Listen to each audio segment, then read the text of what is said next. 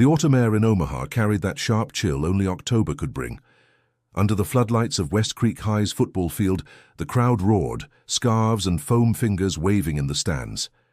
It was senior night, and Brian Cooper, the team's quarterback, stood in the center of it all, sweat mixing with the damp air, adrenaline pulsing through every heartbeat.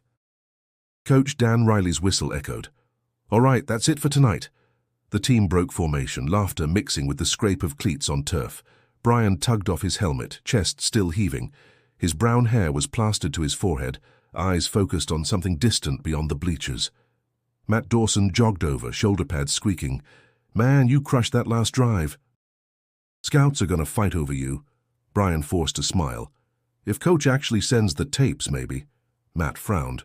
"Still giving you trouble about Nebraska State?" "Yeah," Brian muttered. "Says I'm not ready. Says I need another year to mature." His tone was bitter, words carrying more weight than frustration. "Feels like he just wants me here to win another season." As the field emptied, the two walked toward the locker room. The sound of crickets rose beyond the chain-link fence. Inside, steam hissed from the showers, boys shouted jokes, and the scent of cheap soap filled the humid air.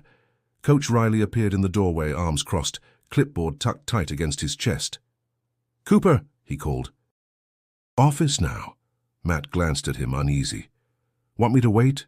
Brian shook his head. "Nah, go ahead, I'll catch up." The office smelled of old coffee and leather. Trophies lined the shelves, shining in the fluorescent light. Riley didn't sit. "You think I don't notice the attitude lately?" Brian stood tall, voice controlled but firm. "I've given this team everything. I just want a fair shot." "You're not ready," the coach said flatly. "You're good, but not good enough for the big leagues yet." Brian clenched his fists. "Or maybe you're just scared to lose your winning season if I leave." Riley's jaw tightened. "Watch your mouth, son." The silence hung heavy. Then Brian turned, grabbed his jacket, and walked out without another word. The metal door slammed behind him, echoing down the empty hallway. Outside, the parking lot was nearly dark. The last few cars were pulling out, engines humming low in the cold.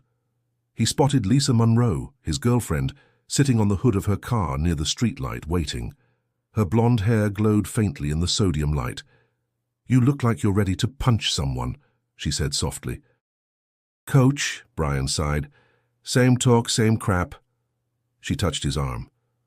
"You'll prove him wrong, you always do." He smiled faintly, then looked toward the road stretching past the cornfields. "I just need to get out of here, Lise. Omaha feels smaller every day." Lisa looked at him uneasy. "Promise me you'll be careful tonight, okay?" He nodded, slipping into his truck. The headlights cut through the mist as he drove away. And what happened next would haunt Omaha for decades. The next morning, the Cooper house was unusually silent.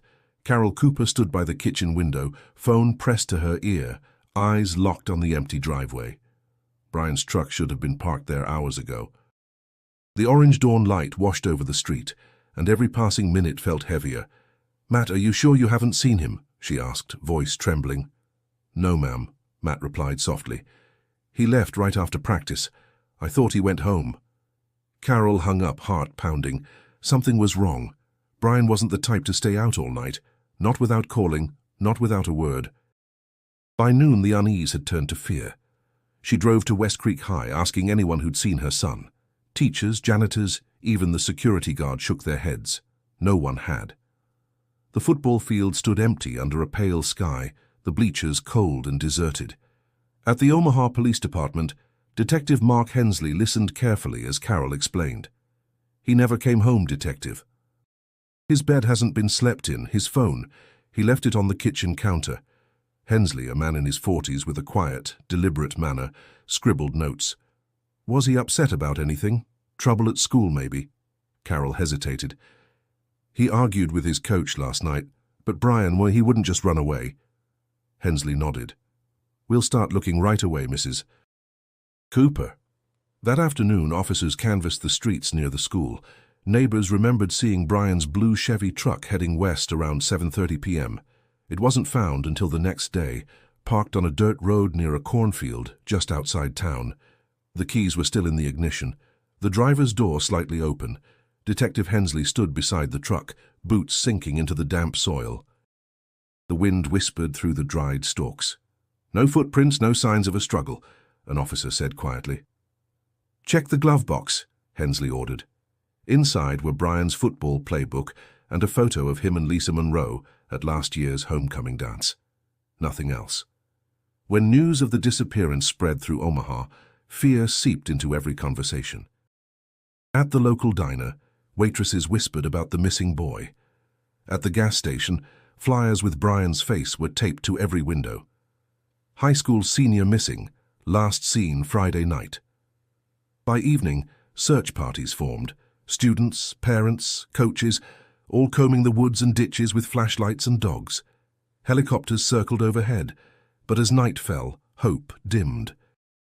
Carol stood by the cornfield, wrapped in her late husband's old jacket, eyes fixed on the horizon. The sheriff approached her gently. "We'll keep looking, ma'am. Don't lose faith." She nodded, though her lips trembled. Somewhere deep inside, she already feared the truth. Back in town, Lisa Monroe sat in her car outside the high school, tears streaking her face.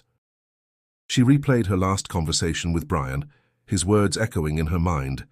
"I just need to get out of here." She whispered to the empty seat beside her, "Brian, where are you?" The wind carried no answer, only the hollow sound of loss settling over Omaha. By Monday morning, West Creek High felt different. The laughter that usually filled the hallways had faded into whispers. Flyers with Brian Cooper's face hung on lockers, their corners curling under the weight of time and worry. Every student who passed glanced at them but looked away just as quickly. Matt Dawson sat alone in the cafeteria, hands clasped around a paper cup of untouched coffee. His eyes were red from 2 sleepless nights. Across the room, Lisa Monroe sat with her friends, staring down at her tray. Their eyes met for a brief second, then she looked away. Coach Riley entered, his presence commanding instant silence. His whistle hung around his neck like a badge of authority, but today his face was pale, his jaw tense. "We're all praying for Brian," he said, voice steady but thin. "The police are doing their job and will cooperate with whatever they need." Matt stood. "Coach," he said quietly, "they're saying someone saw Brian near the river. Is that true?" Riley's eyes flickered for a moment. "Rumors. Don't spread them. The last thing we need is panic." But the rumor didn't die. It spread. By afternoon, half the school believed Brian had been kidnapped. The other half whispered that he'd run away. Lisa met Matt outside the gym later that day, her hands trembling. "I can't sleep," she said. "I keep hearing his voice. He said he was done with this town. What if he really left?" Matt shook his head. "Brian wouldn't do that. Not without telling someone. Not without saying goodbye." She hesitated, lowering her voice. "He was angry after practice." "You know that fight with Riley wasn't just about college, right?" Matt frowned. "What do you mean?" "I think it was about something else. Something big." Her eyes darted around nervously. "He said he had proof that would change everything. I thought he was just talking about football politics, but now—" "Lisa," Matt interrupted, voice tightening, "you need to tell the police." "I can't," she whispered. "What if I'm wrong? What if I make it worse?"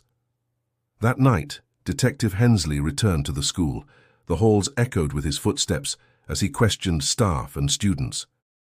In the locker room he paused, studying the worn football jerseys hanging in perfect rows.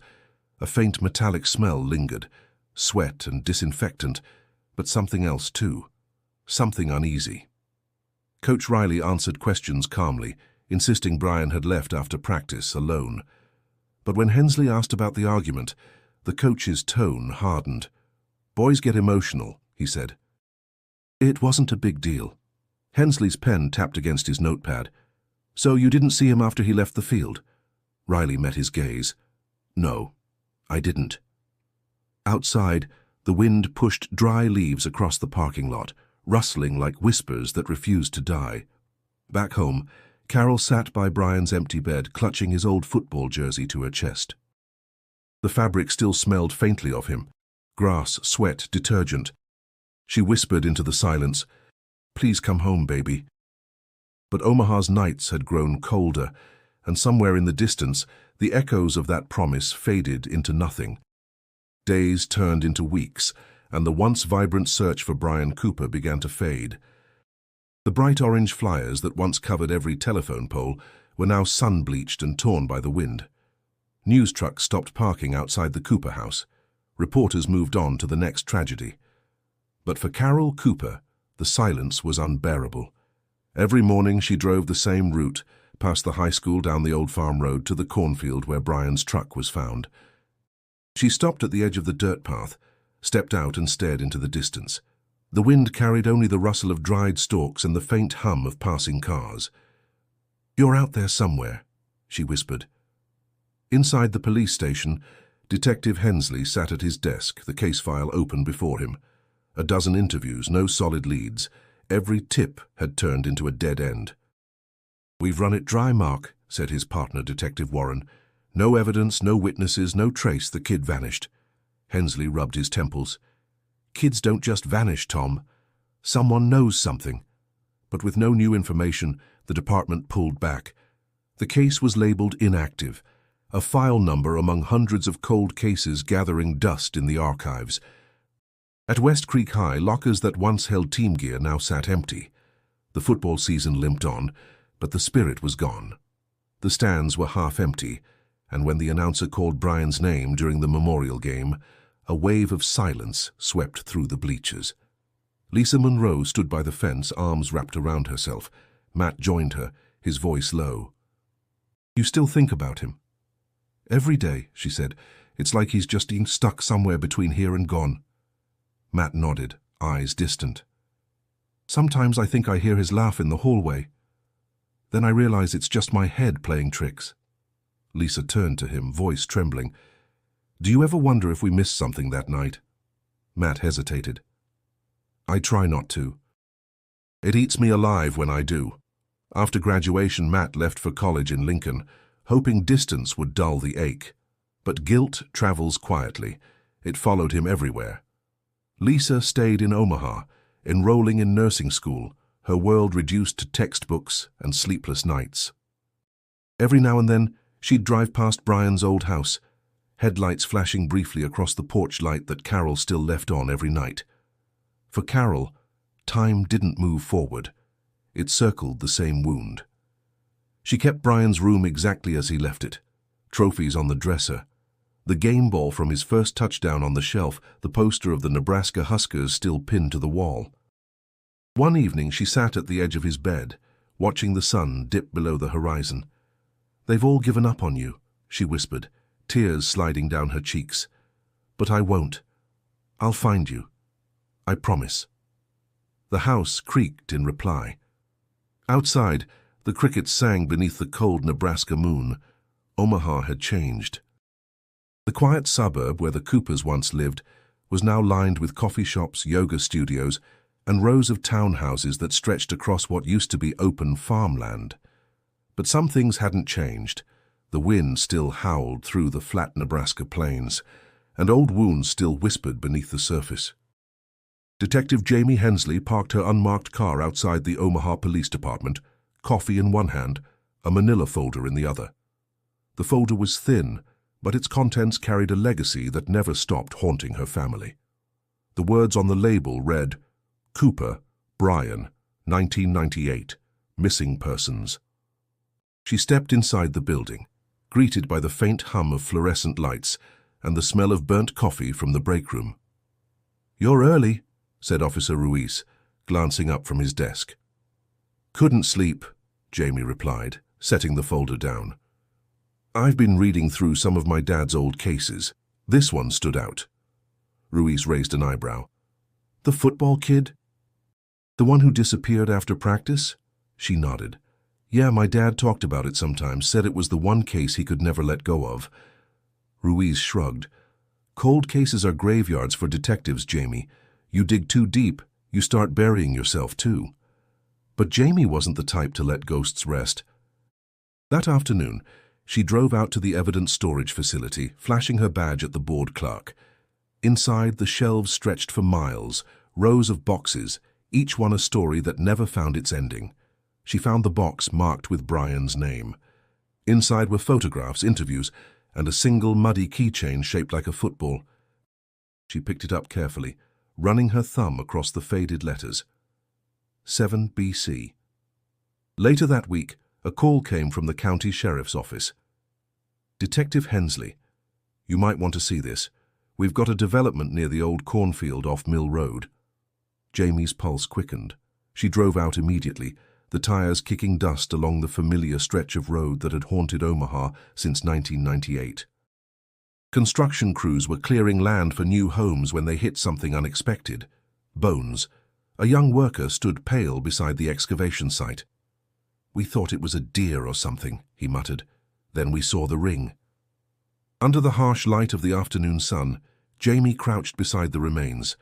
The ring was simple, silver, engraved with the initials BC. Her breath caught. "Get forensics out here," she said quietly. "Now." By nightfall, the site was sealed off with yellow tape, floodlights humming as specialists worked in silence. Jamie watched from behind the barricade, her father's old words echoing in her head. "The hardest part about truth is that it always finds its way back." She stared into the open earth, the unearthed bones a grim reminder that some secrets never stayed buried. And deep down, Jamie knew. The past had just come calling. The coroner's office confirmed it on a Tuesday morning. The remains found off Mill Road belonged to Brian Cooper. 25 years after his disappearance, Omaha finally had an answer, and it shattered the quiet that had settled over the town. Detective Jamie Hensley stood beside the evidence table, the report in her hand. DNA match, 99.9% probability. Her throat tightened as she read the words again. After all the speculation, all the theories, Brian Cooper wasn't missing anymore. He was gone. She drove to the Cooper house that afternoon. The neighborhood looked the same as it did in the old photos. Same maple trees, same cracked sidewalk leading to the porch. Carol Cooper answered the door slowly. Her hair had turned gray, but her eyes were sharp, cautious. "Detective Hensley," she said softly. "You look just like your father." Jamie nodded. "Mrs. Cooper, I'm here because we've identified the remains found near Mill Road. They belong to Brian." The silence that followed was almost unbearable. Carol's hands trembled as she pressed them to her mouth. "I knew," she whispered. "All these years I knew. But hearing it..." Her voice broke. "It still hurts." Jamie hesitated. "I'm so sorry." "My father, he never stopped thinking about your son. I think he always hoped he'd come home."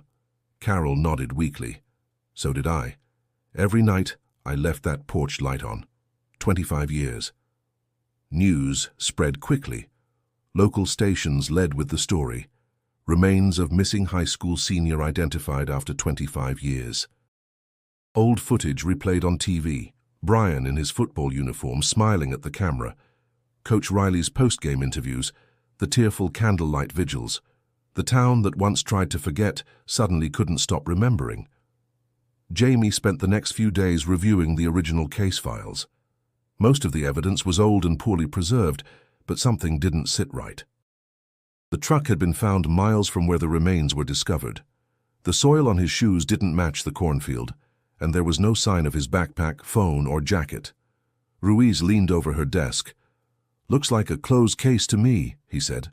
"Accident, maybe. Kid got lost, fell, buried by the elements." Jamie shook her head. "No. The site was too deliberate. Someone buried him there." "This wasn't an accident," Ruiz sighed. "You really think you can solve something your old man couldn't?" "I don't think," Jamie said quietly. "I have to." That night, she went through her father's notebooks. His handwriting was messy, lines underlined in red ink. One note stood out, Riley's statement inconsistent, timeline off by 30 minutes. She flipped through another page and found a photo of the football team from 1998.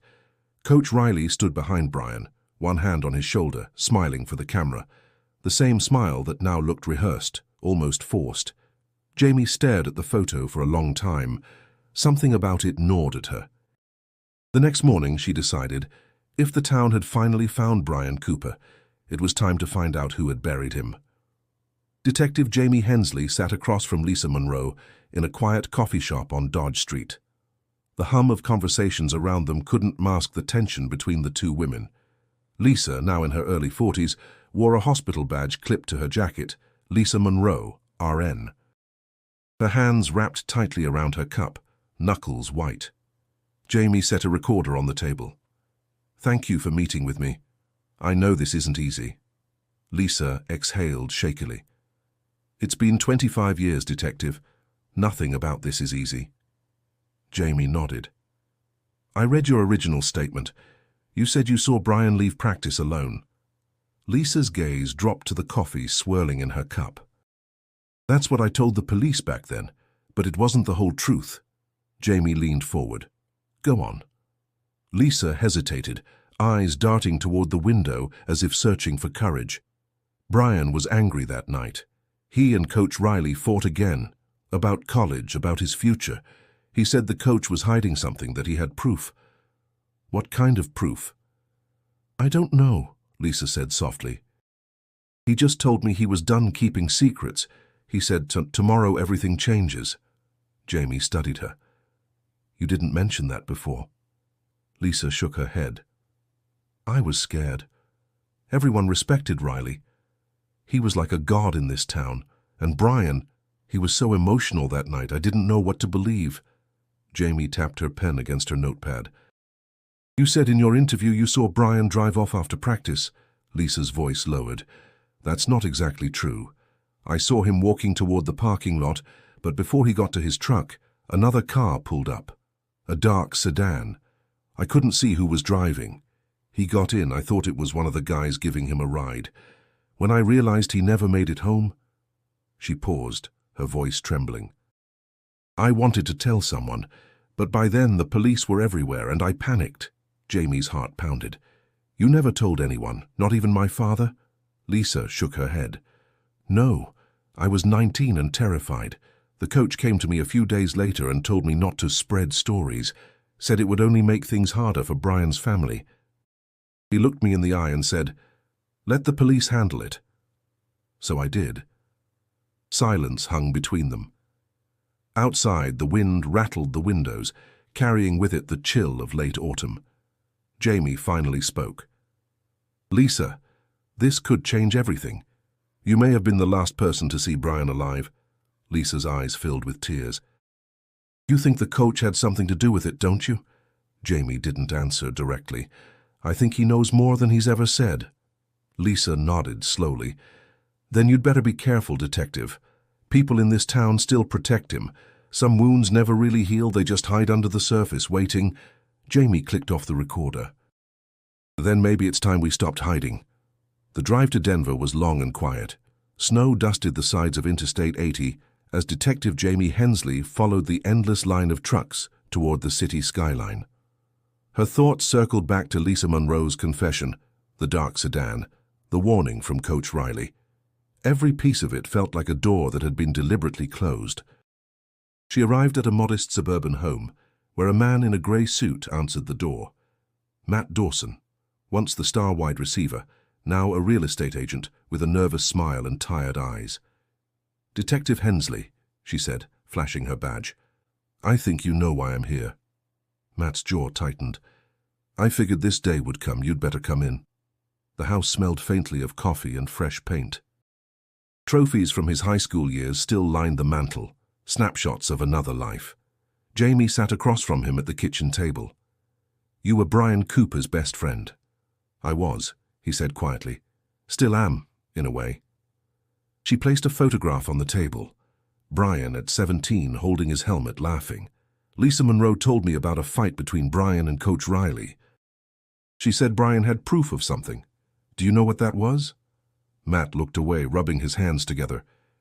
"You don't let things go, do you?" "Not when someone's dead," Jamie replied. He sighed, voice dropping. "There were rumors back then about steroids. Not just players, coaches too.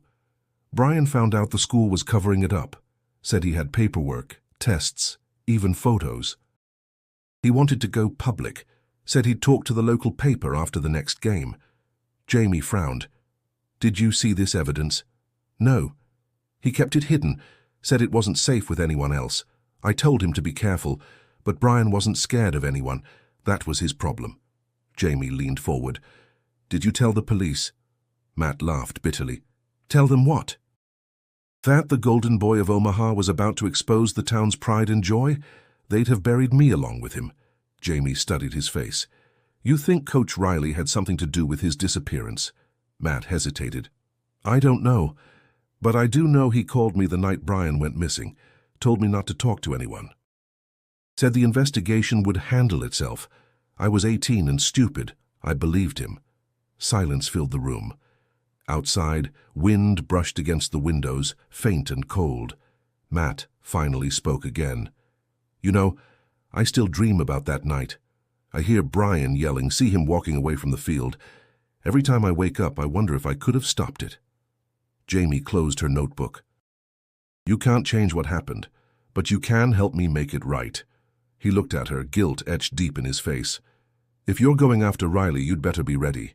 He's not the man you think he is. He's worse. Jamie stood, pocketing the photo. Then it's time I find out just how bad. The following morning, Jamie Hensley stood outside a tidy ranch-style home on the outskirts of Omaha. The house belonged to Daniel Riley, former head coach of West Creek High, retired, respected, and if Matt and Lisa were right, hiding something far darker. Riley answered the door wearing a Nebraska Huskers sweatshirt, his hair silver but neatly trimmed. He still carried the weight of authority in his posture, though his eyes narrowed the moment he saw the badge. Detective Hensley, she introduced herself. I'm following up on the Brian Cooper case. Riley forced a smile. After 25 years? Thought that poor boy's story was finally put to rest. Jamie stepped inside as he gestured toward the living room. Old trophies lined the shelves and framed photos from the late 90s covered the wall. Smiling players, championship banners, victory celebrations. Brian's face appeared in more than one. Still keep the memories close, Jamie noted. Those boys were like sons to me, Riley replied, lowering himself into an armchair. Losing Brian was like losing one of my own. Jamie studied him carefully. You remember that night? Riley's jaw tightened. Every minute of it. He left practice angry, but I figured he'd cool off. Teenagers have tempers. You argued, Jamie said. Several witnesses confirmed it. He looked at her sharply. We disagreed, sure. I pushed him hard. That's what a good coach does. Jamie pulled a notepad from her jacket. You told police back then that practice ended around 7:30, but multiple players said it ran closer to 8. Riley's eyes flicked toward the window. Time's a funny thing after 25 years. Hard to be exact. She leaned forward. Did you speak to Brian after practice? At any point after he left the field? He hesitated, the silence stretching. No, he said finally. Not once. Jamie didn't respond right away. Instead, she opened a folder and slid a photo across the table. Brian's truck, parked by the cornfield. You recognize this? Of course, Riley said, voice low. They showed me that photo 100 times back then. What about this one? She placed a new image beside it, grainy, taken from an old security camera near the river. A vehicle, nearly identical to Riley's dark pickup, driving west the night Brian disappeared. Riley stared at it, then laughed softly. You're reaching, detective. Half the town drove trucks like that. Maybe, Jamie said. But the license plate number, partially visible, matches the first 3 digits of your old registration. Riley's composure faltered for a second, then returned. You can't be serious. I'm very serious, she said quietly, because if that's your truck, then you weren't home when you said you were. He stood abruptly, voice rising. I've got nothing more to say about that night. If you're accusing me of something, get a warrant. Jamie rose, meeting his glare. I don't need one. Not yet. As she stepped outside, the cold air bit her cheeks. Behind her, the door shut hard. She looked down the quiet street, the coach's words echoing in her head. He was hiding something, and she was getting closer. The next few days blurred together. Detective Jamie Hensley sat in her office long after sunset, the glow of her desk lamp casting pale light across piles of old files. Every name, every interview, every inconsistency pointed back to one man, Coach Dan Riley. But suspicion wasn't proof. She needed something tangible, something her father might have missed. Her computer hummed softly as she scrolled through digital archives of West Creek High records. Most of the late 90s files were scanned copies of paper forms, attendance sheets, grade reports, athletic evaluations. But one file caught her attention. Player Incident Log 1998. A document marked confidential. She clicked it open.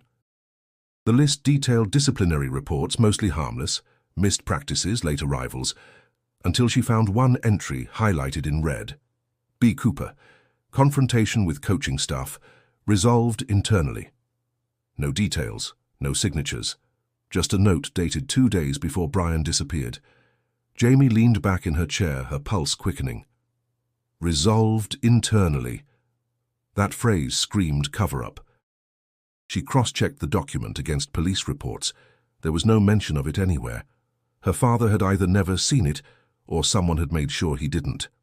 Digging deeper, she accessed school district communications from 1998.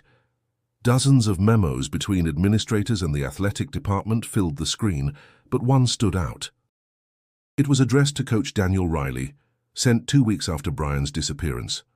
The subject line read, "Media inquiries regarding player allegations." The message was short. Per request of the board, refrain from public comment regarding the matter. Maintain discretion. The district appreciates your cooperation. Jamie's stomach turned. Allegations, she whispered. Brian hadn't just been a missing person. He'd been a problem someone wanted buried. Her phone buzzed. It was Ruiz. "You're still at the office? Go home, Hensley. You've been glued to that case for days." "I'm close," she said quietly. "Closer than anyone's ever been." Ruiz hesitated. "Be careful. If you start pulling at old strings, you might unravel things you don't want to see." Jamie hung up and reached for one of her father's old notebooks. She flipped to the page labeled Cooper Case, 1998. Scribbled in the margins was a name she hadn't noticed before, D. Riley. Meeting W1 School Board, unrecorded. Her chest tightened. "He knew," she murmured. He knew something and couldn't say it. As the realization sank in, she opened the last box of evidence stored under her desk, her father's personal notes, transferred to her after his retirement. Inside was a sealed envelope with her name written in his handwriting. Her fingers trembled as she tore it open. Inside were 2 items, an old photograph of her father shaking hands with Coach Riley after a game, and a handwritten note. It read, "Jamie, if you ever take this case, know that the truth cost me more than I was willing to pay. Be smarter than I was. Some victories aren't worth the whistle." She stared at the note, her heart pounding. Her father hadn't failed to solve the case. He'd been silenced. Rain fell steadily over the old bridge that crossed the Missouri River. Detective Jamie Hensley stood beneath the gray sky, waiting. It was the same place where, 25 years earlier, Brian Cooper had vanished into rumor and silence. Now, it was where the truth would finally surface. Coach Dan Riley arrived minutes later, his truck pulling up beside her. He stepped out slowly, face shadowed beneath his cap. "You picked a hell of a place for a conversation," he muttered. Jamie didn't respond. She opened the folder in her hands and held up a photograph. "You recognize this?" Riley's eyes flickered to the image, a lab report confirming his DNA on the steering wheel of Brian's truck. "That's not possible," he said quietly. "It's not just possible," Jamie replied. "It's fact. The lab matched your DNA from the old evidence box. You drove that truck the night Brian disappeared." Riley looked away toward the churning river. "You have no idea what you're digging into." "I know enough," Jamie said. "I know you lied about that night. I know there was a fight. And I know you and your assistants covered something up." Riley's hands trembled. "You think this is easy for me? You think I don't see his face every damn night?" Jamie's voice softened. "Then tell me what happened." He exhaled, his breath visible in the cold air. "Brian came into my office after practice. He was angry, more than usual, said he had proof that the program was dirty. Said he'd go public. I told him to calm down, that we could handle it quietly, but he wouldn't listen. What did you do? Jamie pressed. I tried to stop him from throwing his future away, Riley said, voice shaking. He pushed me. I pushed back. He slipped, hit his head on the desk. There was blood, so much blood, I panicked. Jamie's jaw tightened. And instead of calling for help, you buried him? Riley nodded slowly. I didn't do it alone. My assistants helped. We told ourselves it was an accident, that the truth would destroy the school, the town, everything. I told them we'd take it to our graves. Jamie's eyes filled with restrained fury. You robbed his family of a lifetime. You let them suffer while you coached more seasons, smiled for cameras, collected trophies. Riley's voice cracked. I told myself I was protecting them, but that was a lie. I was protecting me. They stood in silence, the river roaring beneath them like an open wound. Riley finally looked at her. Do what you have to do, Detective. I'm done running. Jamie reached for her radio. This is Detective Hensley. I need a unit at the Mill Road Bridge. Suspect is ready to confess. As the sirens approached in the distance, Riley closed his eyes, the weight of 25 years pressing down on him. You're your father's daughter, he said quietly. He almost broke this open once. You finished what he started. Jamie didn't answer. She watched the river, its current relentless, carrying away the last of his lies. The morning after the confession, Omaha woke to breaking news that rippled through every corner of the city. Former high school coach Daniel Riley arrested in 1998, cold case. The words ran across every screen, every radio station, every social feed. For a town that had built its identity around football glory, it was like a collective punch to the chest. Detective Jamie Hensley watched from her office as the news anchors replayed the footage of Riley being led in handcuffs to a waiting cruiser. His face was pale but calm, the same stoic mask he'd worn for decades. She turned off the television and sat in silence for a long moment. The case was over, but the victory felt hollow. Ruiz stepped into her office holding 2 coffees. You did it, he said, setting one on her desk. 25 years, and you finally closed the book. Jamie shook her head. No, I didn't close it. I just found the last page. Across town, Carol Cooper sat at her kitchen table, the morning paper trembling in her hands. The headline blurred through her tears. They found him, she whispered, and they found the man who took him from me. A knock came at the door. When she opened it, Jamie stood there, expression somber. I thought you might want to hear it from me, Jamie said softly. Carol nodded, her voice barely audible. He confessed? Yes, Jamie replied. It was an accident, according to him. But he hid the truth, and for that he'll answer for it. Carol sank into a chair, gripping her rosary. All these years I prayed for answers. I don't know if I'm relieved or just empty. Jamie hesitated, then said, My father wanted to solve this. He carried your son's file until the day he retired. I think he'd want you to know he never gave up. Carol looked up, her eyes tired but warm. Then tell your father thank you, from a mother who never stopped believing her boy mattered. Later that day, the courthouse steps were crowded with reporters. Some demanded answers, others searched for meaning. Parents who had once cheered for Riley's victories now watched in disbelief as he was escorted inside, his legacy unraveling in real time. Lisa Monroe watched the coverage from the hospital break room, her hands trembling as she muted the TV. He finally admitted it, she whispered to a fellow nurse. After all this time.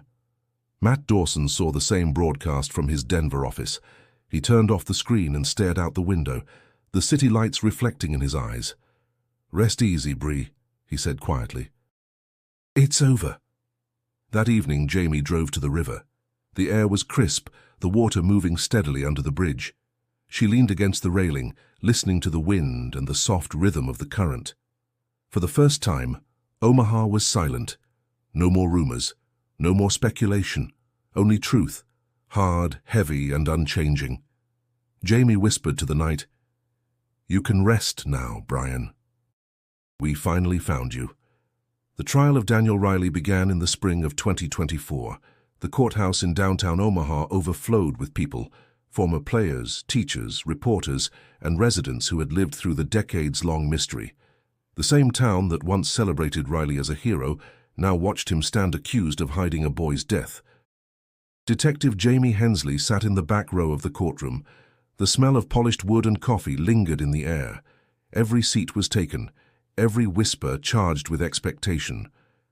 When Riley entered, handcuffed and flanked by deputies, the crowd fell silent. He looked older than his years, shoulders heavy, eyes hollow.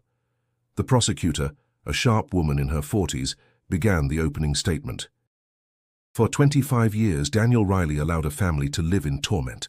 He could have spoken the truth. Instead, he buried it, along with Brian Cooper. Carol Cooper sat in the front row, clutching a small photograph of her son.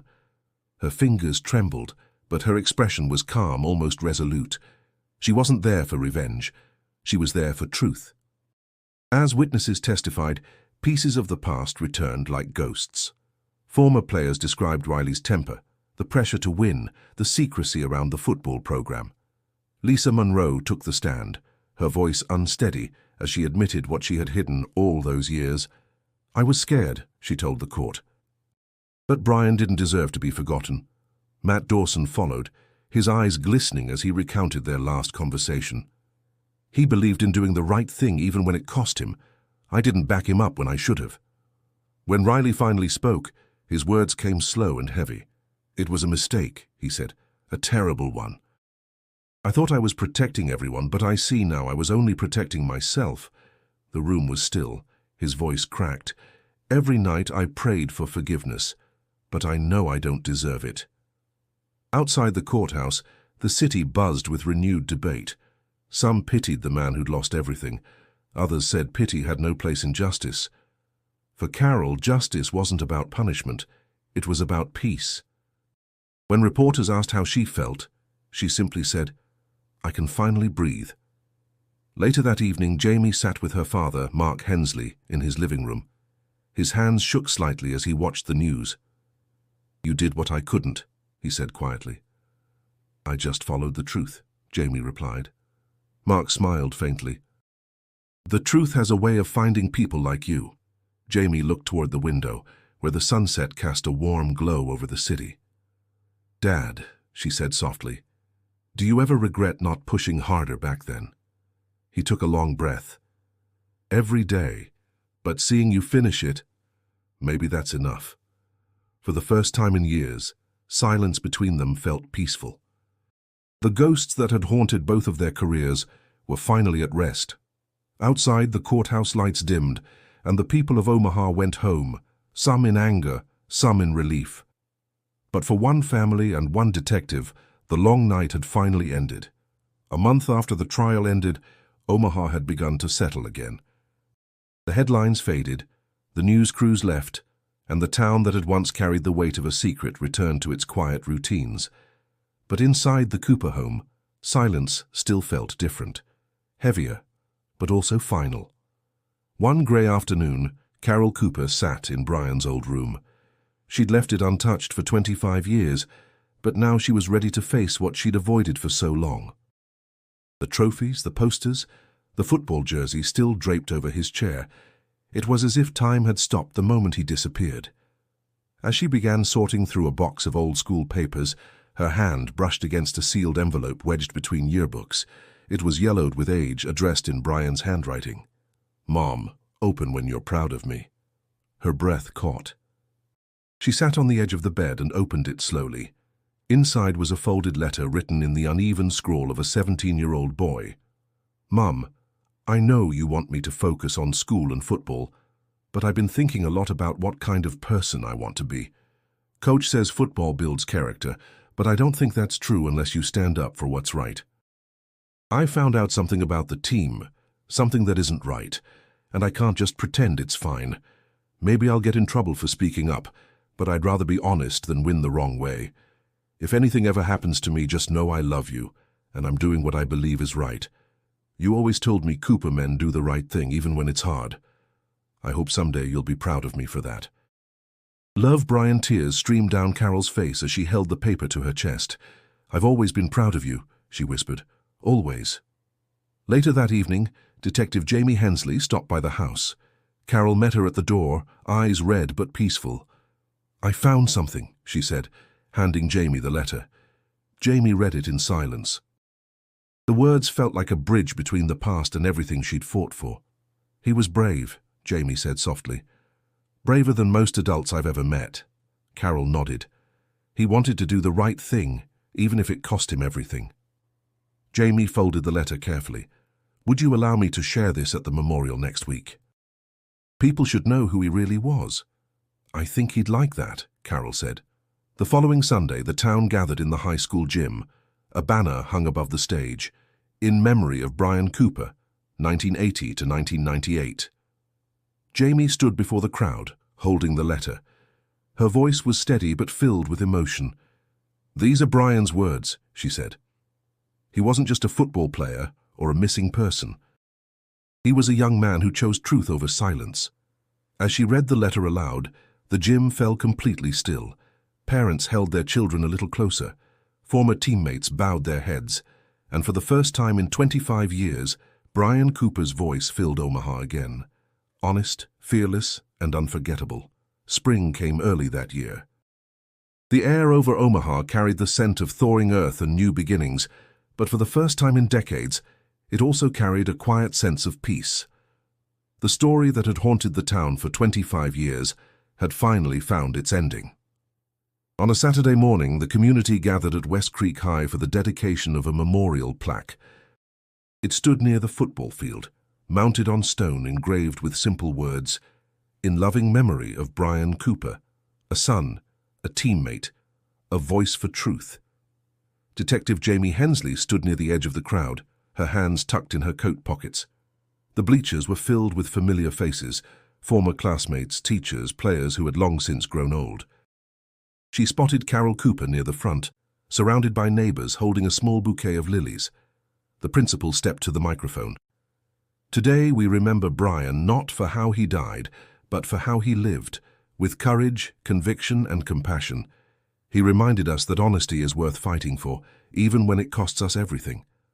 Applause rose gently through the field. The wind carried the sound across the grass, where the echo of long-forgotten cheers still seemed to linger. After the ceremony, Jamie approached Carol, who looked out over the empty field. "He'd be proud," Jamie said. Carol smiled faintly. "I think he'd just be glad the truth finally matters here." They stood in silence for a moment, watching the clouds drift across the bright morning sky. "You know," Carol said quietly, "I used to dream about him walking through that gate again. Every night I prayed I'd hear his truck in the driveway. I stopped praying for that a long time ago, but I never stopped hoping someone would find him." Jamie nodded. "He was found because you never gave up." Carol turned to her. "No, Detective. He was found because you didn't." The two women shared a quiet understanding, the kind born from grief and perseverance, from refusing to let time bury the truth. Later that afternoon, Jamie drove to the small cemetery outside town. The headstone was simple, engraved with Brian's name and the dates that marked too short a life. She placed a single white rose against the stone, then slipped a folded copy of his letter beneath it. "You were right," she whispered. "Doing the right thing isn't easy, but it's worth it." The sun broke through the clouds, spilling warm light over the grave. The wind stirred the tall grass, and for a fleeting second, the world felt still. Jamie turned to leave, but paused at the gate. Behind her, the memorial flag fluttered above the field where it had all begun. In that quiet moment, she understood that some stories never really end. They simply find peace. As she walked toward her car, her voice lingered in thought, steady and calm. Stories like Brian's remind us that truth doesn't fade with time. It waits. And when it's finally found, it brings light to every shadow left behind. If you believe every story deserves to be heard, stay with us for the next one.